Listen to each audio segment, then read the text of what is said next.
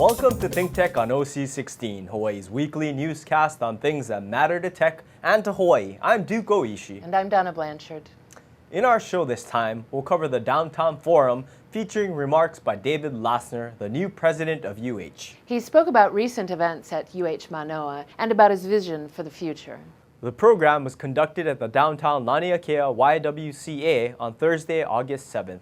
Lassner now serves as president of the University of Hawaii, Hawaii's statewide system of public higher education comprised of 10 campuses and 7 education centers serving over 60,000 students on 6 islands. He has worked at the university since 1977 and was most recently its vice president for information technology and chief information officer.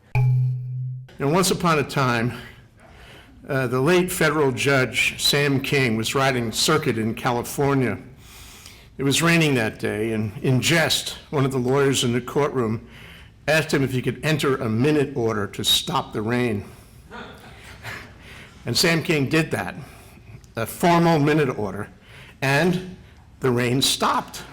Years later, he came back in the same court on the same case, and the same lawyer thanked him but mentioned that now California was having a drought, and could he please enter another order for a little rain, repealing his earlier order. And Sam King did that, and immediately it started raining.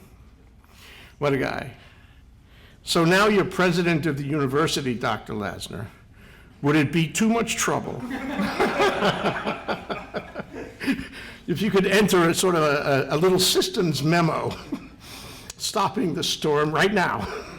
We know you can do it. At the base of it, we wish him success. We look forward to a new chapter that will realize the destiny of the school and the state. In some ways, it's a turning point. With David's creativity, skill, familiarity with the school and the community, he could reinvent UH. Let's empower him to do that. If we want him to take us to the next level, we need to support him, not sit in judgment on his discretion. If you want to get good results from any executive, that's what you do. As UH goes, so goes Hawaii, and now as David Lassner goes, so goes UH. We have to see him in that context as CEO of one of the largest institutions in the state. Of course there are challenges. We want him to take the risks. We want him to shoot high, to implement the grandest vision possible. That's why most of you are here. For the best education, the best science, the best contribution. We will all be the beneficiaries.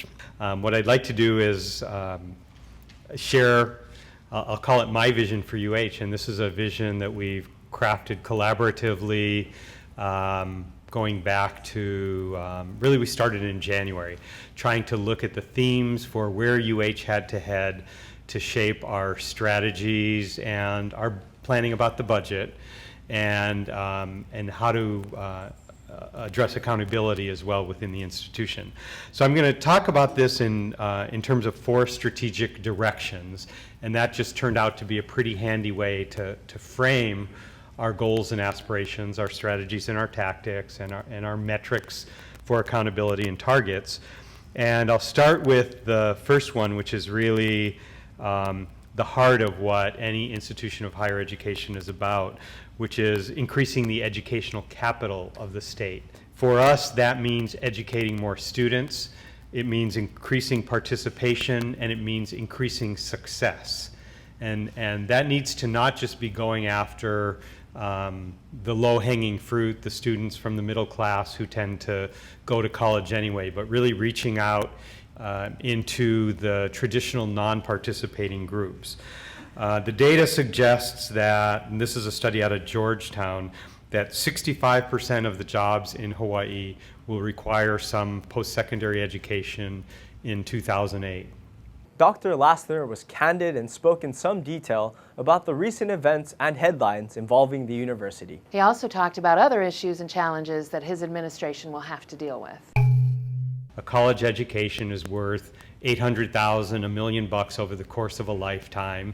It also helps fill jobs, and those of you who are employers, Hawaii has always had a traditionally low unemployment rate, and I know folks in the software industry, for example, are always struggling and often recruiting from the mainland, and that's true of many industries, including higher education often. And what we're really committed to is developing our population for our jobs and for service in our communities. And it's not just about jobs, and it's not just about economic impact. It's also about preparing our students to be contributing members in the community in a civic sense, to advance community interests, and to really advance their families as well. So our current number of degree holders is about 43%. Getting from 43% to 55% by 2025 calls for some pretty aggressive actions and really stepping up our game. And that's something that we now track on an annual basis to see how many more graduates are we producing. And by graduates, that doesn't just mean four-year degrees and graduate degrees. That includes our community college degrees, and it also includes what we call our certificates of achievement, which are one-year certificates in our community colleges, which also prepare people for the workforce. This morning, the Board of Regents approved a new one in agri-pharmatech at Windward Community College. We also have to reach out specially to some of the populations that have been non-participating. So we spent about 3/4 of a day with Kamehameha Schools last month with a group of about 40 leaders from both the University of Hawaii system and Kamehameha Schools statewide, not just Kapalama, to look at how can we bring more Native Hawaiians into higher education. And that's part of our special mission as the University of Hawaii. And when we find partners like that, you know, that's their mission and it's our mission, and we got lots of kind of interesting projects together, but pulling it together institutionally across the state brings incredible power. And I probably don't need to say to most of you that they touch Native Hawaiian students throughout the state, not just those who attend their campuses on different islands, but also in the public schools, also in the in some of the immersion and Hawaiian-focused charter schools as well. We've got a lot of strategies about this as well to make those connections with high school. We've got summer bridge programs where we get students used to being on a campus so they don't think it's a strange thing to do. We bring them to campus for open houses. I know Dean Crouch does that to get high school kids and younger to see what it is that engineering students and faculty are doing and get them interested very early. We're doing a lot of work on aligning high school graduation requirements. So Hawaii is a Common Core state, and we're not getting, you know, we're slowed down a little on the high stakes testing, as is probably appropriate, but we're not backing off of that, the rigorous graduation standards. And the University of Hawaii is working very hard to align with the DOE, and we use the term often college and career ready, and the DOE did with our including with our support, adopt a more rigorous option for a high-performance diploma. And we really want to align so that every Hawaii high school graduate is ready for college.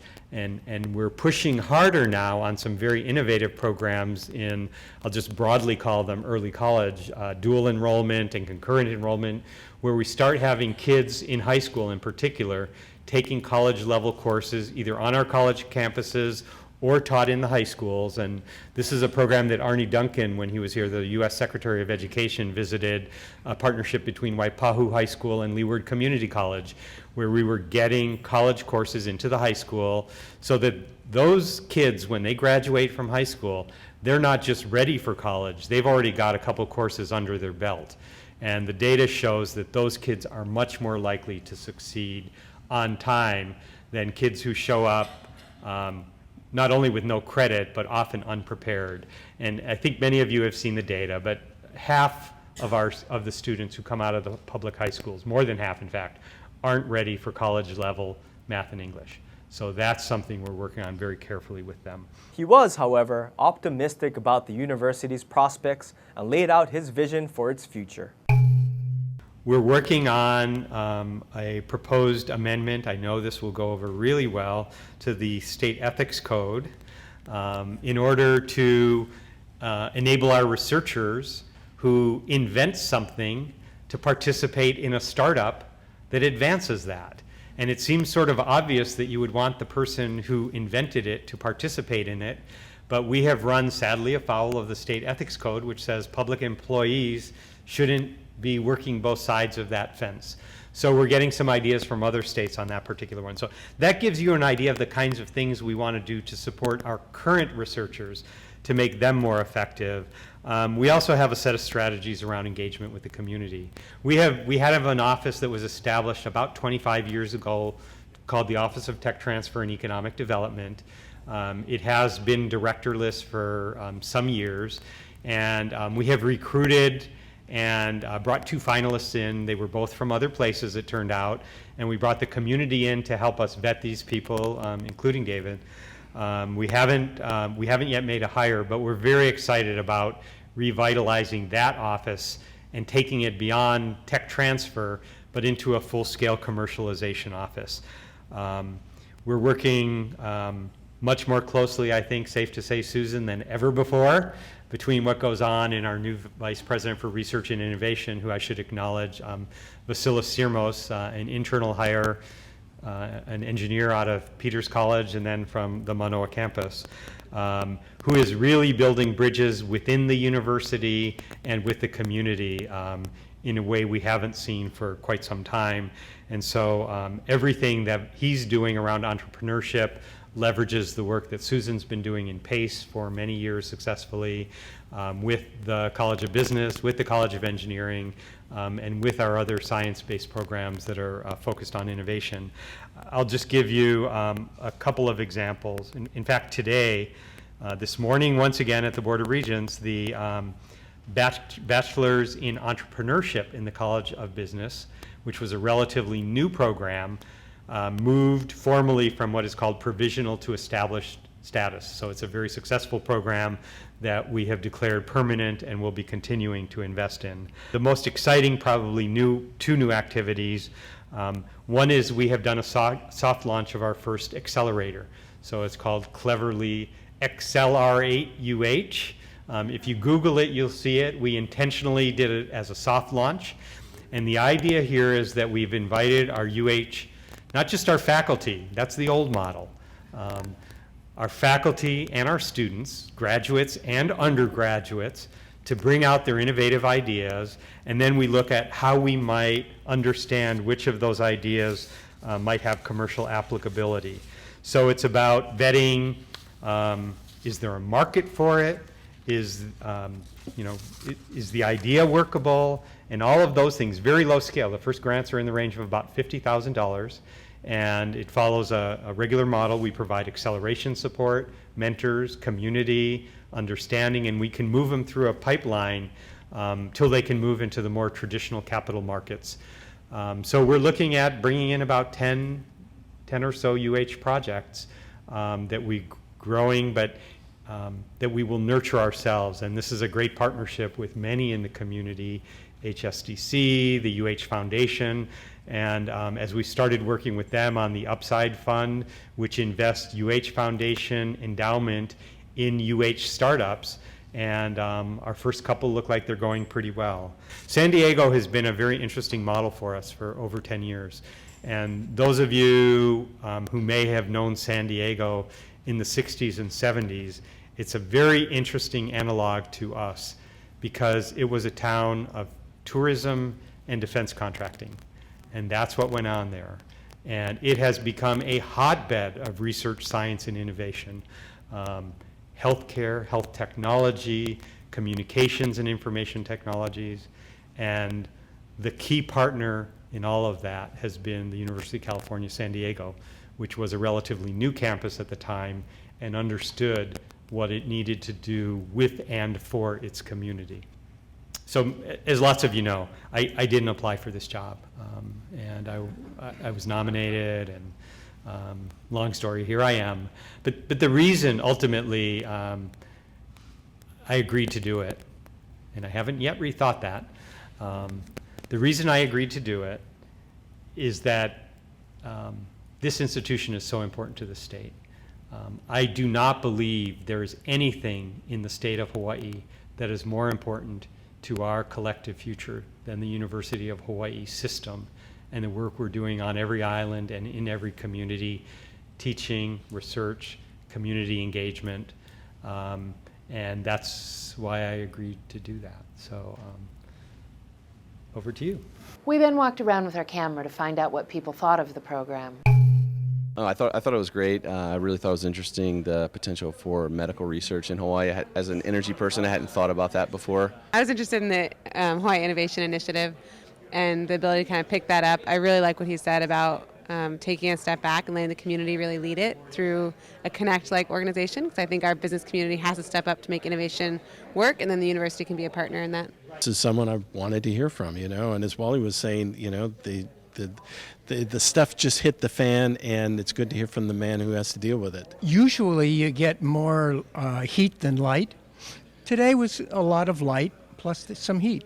I learned a lot about where he wants to take it and how he wants to get there. He did a great job in explaining what's going on at the University of Hawaii and the concept that the University of Hawaii is the key to driving a future economy. I don't think a lot of people get that, and I think there's a conflict between UH are just academics and we're the people, we're doing something different. No, we're in it together. I think that's a very important message. But I thought how wonderful all the things I learned about UH today, the accomplishments, the grants, the programs that I did not know. And my question would have been, are you happy with your public information officers and the way they're getting? I read the papers very carefully, Jay, and I don't remember reading about many of those things I learned today, and I think maybe public information could do a much more thorough job in getting the word out there. Very good time for some very frank, honest answers. I think it's a good point to start moving forward and seeing what can be done with the university. As you all know, with the College of Engineering, we've always been involved in trying to push envelopes forward, and I think what President Lassner mentioned is a perfect takeoff or a launching pad, as you and I talked about, with Hawaii being in the forefront of a lot of these innovations and technology changes. ThinkTech Hawaii is awesome. Thanks, Jay. As you can tell, I love UH and I love talking with people, so thanks for giving me that opportunity. When's the last time you got this close to a university president, honestly? I'm here and I'm helping to mentor LiveSift, technology that you used here in the presentation today. You should come to LiveSift. Check us out if you have meetings, events, you want to be more productive, use LiveSift, go to livesift.com and sign up. You generate a lot more questions for your Q&As, good, in-depth, knowledgeable questions. The chances of an undergraduate in UH who grew up here, graduated from high school, actually meeting someone not from Hawaii is very small. It's in the graduate programs that you have the international students and non-residents. But we only have 5% through the whole system that are not from Hawaii, from international. We want to be international. We think of ourselves as international. Are we?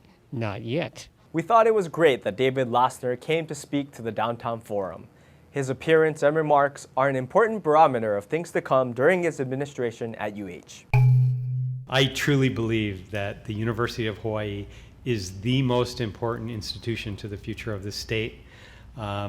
We've got a great set of initiatives to move it forward, and I hope each and every one of you can support us in every way you can, including sharing your ideas for improvement with us.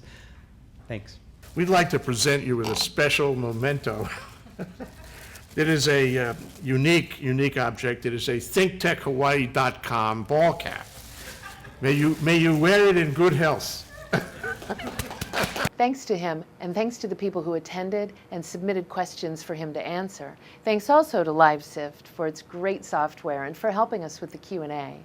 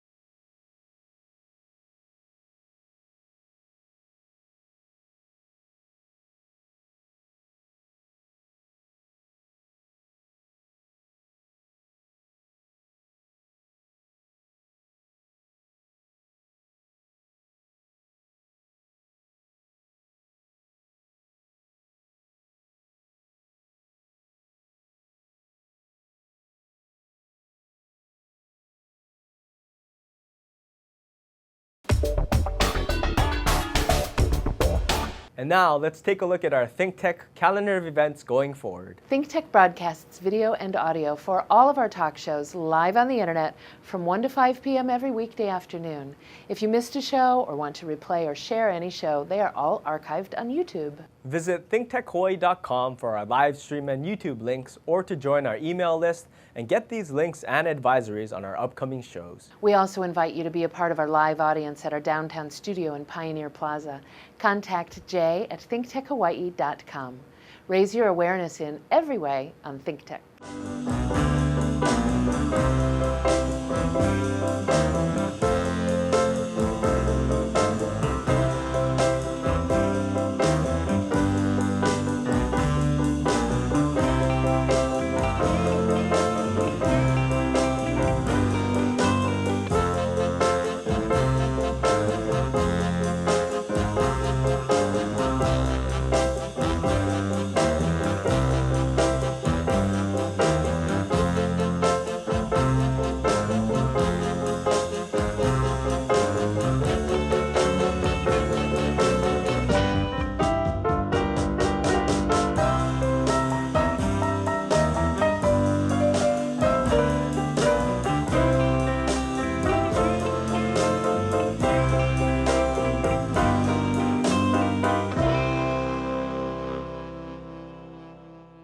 On Wednesday, August 27th, ThinkTech will present a luncheon panel program on high-tech medicine in Hawaii. Where do we draw the line? Moderated by Ginny Pressler, Executive Vice President of Hawaii Pacific Health, the largest healthcare provider in the state. The panel will feature 5 medical researchers and an HMSA executive to help us understand the new technology and whether and when we should plan to use it. The program will be at Lani Akea. You can sign up to attend at thinktechhawaii.com. And now, here's this week's ThinkTech commentary. I'm Donna Blanchard, and this is a ThinkTech commentary. I'd like to talk about thought versus feeling. And let me just say this first. I think most of us go through our days reacting to a combination of thought and feelings that we spend very little time dissecting or understanding. I believe we confuse the two all the time, myself included, and could benefit from actively recognizing the difference and respecting our feelings while building the thoughts that follow or accompany them. So here's the basic rule I have learned to differentiate between the two. If I ask you how you're feeling and you answer with a phrase rather than 1 or 2 words, you are probably answering my question with thoughts rather than feelings. Feelings are represented by words like happy, sad, uneasy, detached, and serene. Thoughts come out more like, I feel like I'm not being heard. Now, I feel like I'm not being heard is an important thought to think, but it's a thought nonetheless. The feeling behind it is probably something more akin to frustrated or lonely, and it's okay to feel those things. What we are really feeling requires only a very simple vocabulary, and with more attunement, that vocabulary grows and deepens along with our enlightenment. In 1980, Robert Plutchik developed a feelings wheel that begins in the center with the words sad, mad, scared, joyful, peaceful, and powerful. From that center, the spokes lead out to further refinement of the center 6.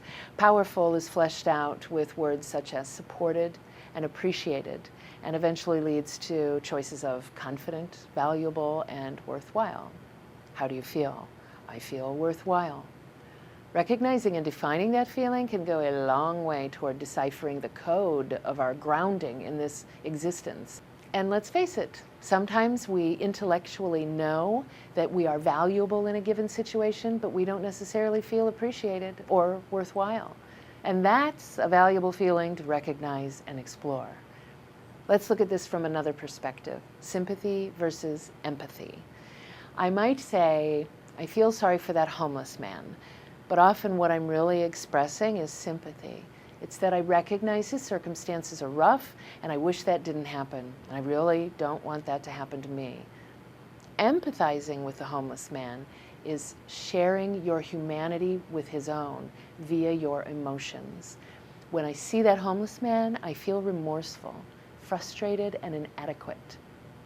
Oh, and you can change your thoughts You cannot change your feelings. You can only change your circumstances and then watch your feelings accommodate them. Feeling is an honorable and visceral communication with the essence of ourselves, our bodies, and our world. Thoughts? Maybe I'll talk about thoughts next time. I don't know. We'll see how I feel. I'm Donna Blanchard, and this has been a ThinkTech commentary.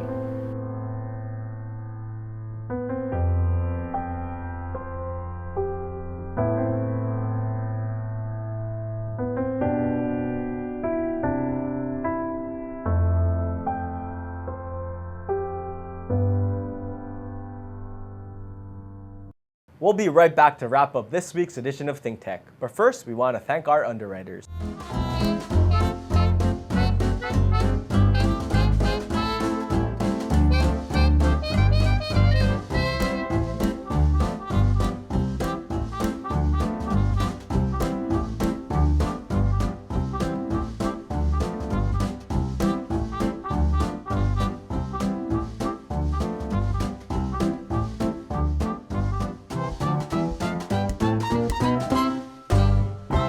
Okay, Donna, that wraps up this week's edition of ThinkTech.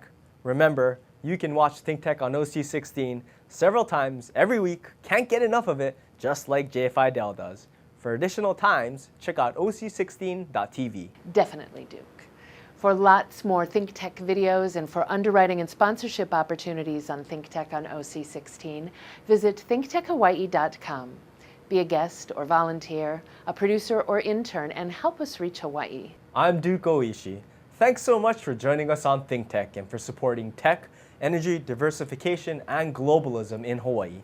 You can watch this show throughout the week and tune in next Sunday evening for our next important weekly episode. Aloha, everyone. I'm Donna Blanchard. Aloha. My name is DJ. I'm growing up with ThinkTech.